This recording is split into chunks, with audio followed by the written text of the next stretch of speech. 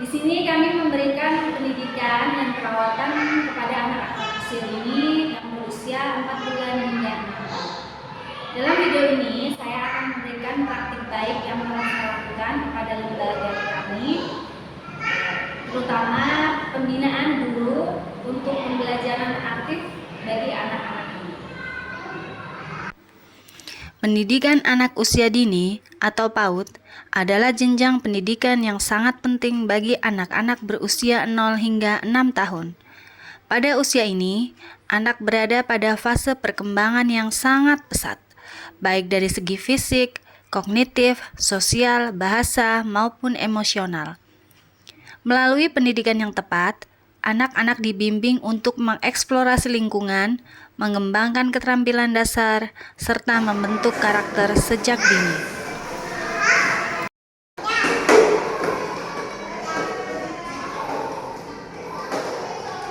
Ya, terus.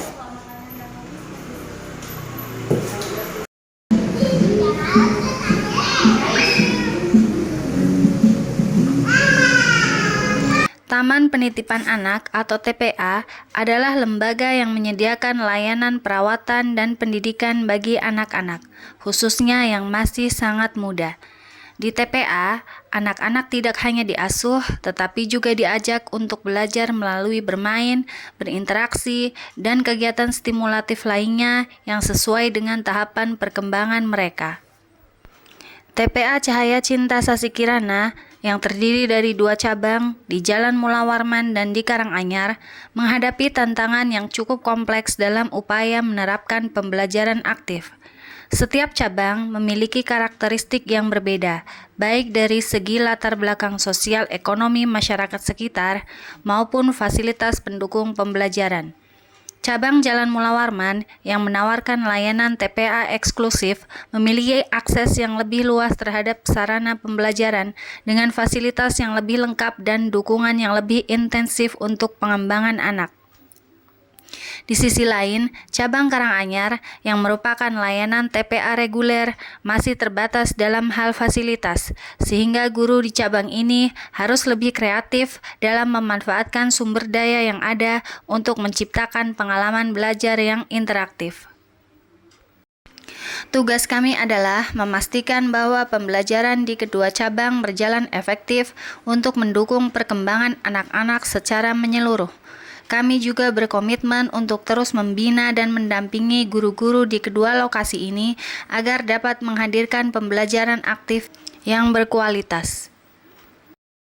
Berikut langkah-langkah yang saya lakukan dalam pembinaan dan pendampingan guru. Yang pertama, observasi kelas. Langkah awal yang saya lakukan adalah melakukan observasi di kelas-kelas di kedua cabang. Observasi ini bertujuan untuk memahami metode pembelajaran yang sedang diterapkan oleh guru serta bagaimana anak-anak merespon proses pembelajaran tersebut.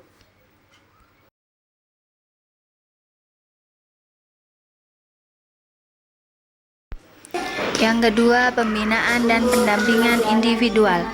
Setelah melakukan observasi, saya menyelenggarakan sesi pembinaan dan pendampingan individual untuk guru-guru di kedua cabang. Fokus dari pembinaan dan pendampingan individual ini adalah memperkenalkan metode pembelajaran aktif yang melibatkan anak-anak secara fisik, kognitif, dan sosial emosional. Dalam pembinaan ini, guru-guru diajarkan bagaimana menggunakan alat peraga yang ada dan berkreasi dengan bahan-bahan sederhana untuk membuat pembelajaran lebih menarik.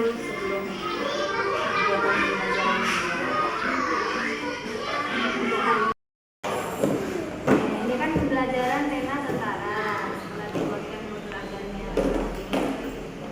Ada beberapa kegiatan yang masih kurang menarik. Jadi nanti bisa diubah kegiatan untuk hari besok. Hari ini kan sudah saya observasi tadi, misalnya mewarnai dan membimbing. Untuk anak umur 2 tahun memang cocok ya, dan mewarnai dan membimbingnya juga tidak saja. Nah, untuk besok mungkin bisa diberikan kegiatan main, bisa dengan mainan-mainan tentaraan. Kita nanti akan ibu-ibu atau bapak-bapak, nah anak-anak bisa menyusun atau berkreasi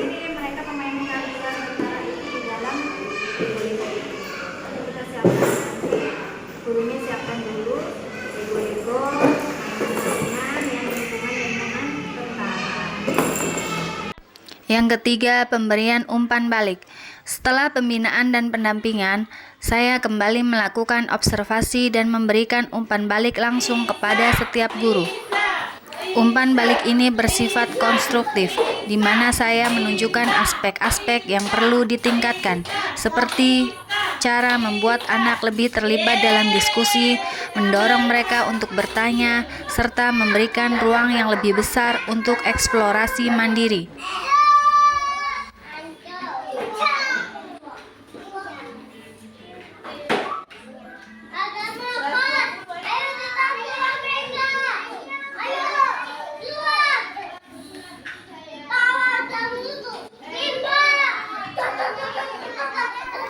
Yang keempat, implementasi pembelajaran aktif. Setelah menerima bimbingan, guru mulai menerapkan strategi pembelajaran aktif di kelas masing-masing. Beberapa kegiatan yang dilaksanakan meliputi permainan peran, proyek kreatif, dan aktivitas di luar ruangan. Kegiatan-kegiatan ini didesain untuk melibatkan anak-anak secara aktif dalam pembelajaran.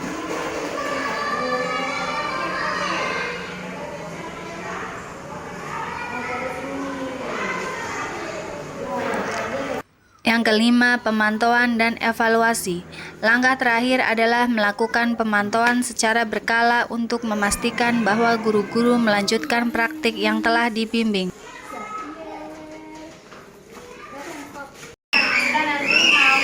Saya melakukan evaluasi terhadap efektivitas metode yang diterapkan dengan melihat sejauh mana anak-anak terlibat aktif dalam pembelajaran. Selain itu, saya juga berdiskusi dengan guru untuk mengetahui tantangan yang mereka hadapi dalam menerapkan pembelajaran aktif dan memberikan solusi yang sesuai.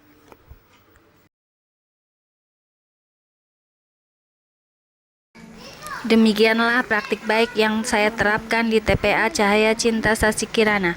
Saya percaya bahwa melalui pembinaan guru yang efektif dan pembelajaran yang aktif, saya dapat mendukung perkembangan anak-anak secara holistik, baik dari aspek kognitif, sosial, bahasa, emosional, maupun fisik.